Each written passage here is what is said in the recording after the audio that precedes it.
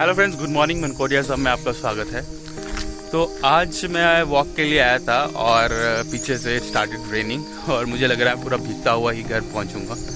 तो बट मैंने सोचा कि जाते जाते क्यों ना आपके साथ एक इन्फॉर्मेशन शेयर करूं, एक बहुत सबसे इम्पॉर्टेंट बात है वो मैं आपसे शेयर करूं।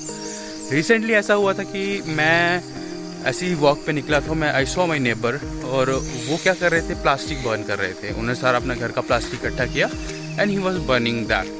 तो अगर आप लोगों को नहीं पता है कि प्लास्टिक बर्न करना कितना डेंजरस है तो प्लीज़ आप वेबसाइट पे जाइए, गूगल पे जाइए और वहाँ पे सर्च करिए।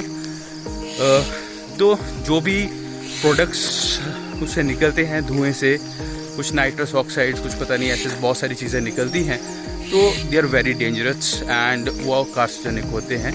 आप इतने शुद्ध वातावरण को आप क्यों इतना डिस्ट्रॉय करने में लगे हुए हैं? मेरा पॉइंट ऑफ कंटेंशन वो है। I think who is more responsible for it? मेरे को लगता है कि FMCG कंपनीज भी एक तरह से बहुत ज़्यादा रिस्पॉन्सिबल हैं और उनकी वजह से भी बहुत ज़्यादा पोल्यूशन फैल रहा है। बिकॉज ऐसा अपने प्रॉफिट के लिए वो तो प्रोडक्ट्स बना देते हैं, उनकी रैपिंग बना देते हैं, बट उसको डिस्पोज करने का कोई तरीका नहीं देते। आई थिंक हमें दो बातें बहुत ज़्यादा ध्यान रखनी चाहिए। पहली बात, कोई भी प्लास्टिक है हमारे पास उसको बर्न ना करें और नदियों में ना फेंकें। बिकॉज अगर आप नदियों में फेंकेंगे तो नदियों का पोल्यूशन बहुत बढ़ेगा। आपने देखा होगा रिसेंटली काफ़ी सारी ऐसी फ़िश और बहुत सारी वेल्स ऐसी मिली हैं जिनके अंदर बहुत सारा प्लास्टिक था उनके पेट के अंदर। मैं 1-2 किलो की बात नहीं कर रहा हूँ, मैं टन्स की बात कर रहा हूँ। तो टन्स के हिसाब से उसमें प्लास्टिक था। तो जस्ट ये पॉइंट है और ये बहुत इंपॉर्टेंट है ये चीज़ समझना आप लोगों को कि प्लास्टिक कितना डेंजरस है। तो मेरी रिक्वेस्ट आप लोगों से यही है, प्लास्टिक को ना बर्न करें ना उसको नदियों में फेंकें, because it's really dangerous.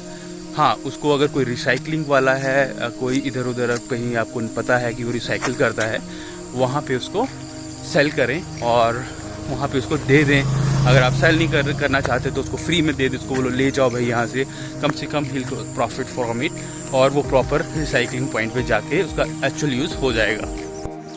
I think हमें अपनी पूरी पंचायत को भी इस चीज़ के बारे में एजुकेट करना चाहिए, लोकल गवर्निंग बॉडीज़ को एजुकेट करना चाहिए। अगर आप कुछ बोल सकते हैं उधर, आपका पॉइंट ऑफ व्यू लोग सुनते हैं, तो ये चीज़ें आपको डिस्कस करनी चाहिए लोकल लेवल पे भी। और इम्पॉर्टेंट बात, हमें ये चीज़ स्कूल्स में जाके भी बच्चों को बतानी चाहिए। पेरेंट्स को, काफ़ी लोग अनएजुकेटेड होते हैं, वो चीज़ ये नहीं समझते, उनके घर में से कैंपेन चलाने चाहिए। तो इट्स वेरी इंपॉर्टेंट, हम लोगों को बहुत समझने की ज़रूरत है आगे की जनरेशन को हम क्या देने वाले हैं। अगर हम उनको कचरा, पोल्यूशन ये सब देंगे तो हमें वो आगे से गालियाँ ही मारेंगे। नेक्स्ट चीज़ ये है कि कंपनीज़ जो हैं, FMCG companies, packaging companies, e-commerce companies, ये सब कंपनीज़ को भी समझना चाहिए अपनी ड्यूटीज़ हैं जो एनवायरनमेंट के प्रति हैं। हाँ, कुछ चीज़ें होती हैं जो पॉसिबल नहीं है, बट उसको डिस्पोज ऑफ करने का भी कोई तरीका उन्हें देना चाहिए। दोस्तों, आपको दिल्ली के गाज़ीपुर के लैंडफिल का पता ही होगा। रिसेंटली एक न्यूज़ आई थी कि उसकी हाइट कुतुब मीनार के बराबर हो गई है। हाँ, अब कुछ उन्होंने फिर उसके बाद एक्शंस लिए। अपने MP हैं, आई थिंक आपको भी पता होगा, गौतम गंभीर जी, और तो उन्होंने कुछ एक्शन लिए, उसकी वजह से वहाँ पे अब उसकी हाइट आस्ते आस्ते कम हो रही है। वो उसको सॉर्ट कर रहे हैं और उसको रिसाइकलिंग जगह पे भेज रहे हैं। वहाँ पे ऑर्गेनिक वेस्ट को अलग किया जा रहा है, इनऑर्गेनिक को अलग किया जा रहा है। तो मेरे हिसाब से यही सब प्रोसेसेस हर जगह होनी चाहिए।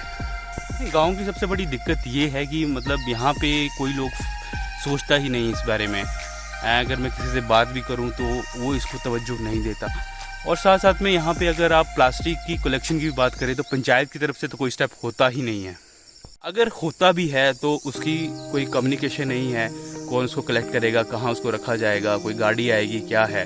तो आई थिंक एक प्रॉपर प्रोसेस गांव से कचरा भी कलेक्ट करना चाहिए, नहीं तो अगले नेक्स्ट जनरेशन में गांव में भी कचरे का ढेर बन जाएगा।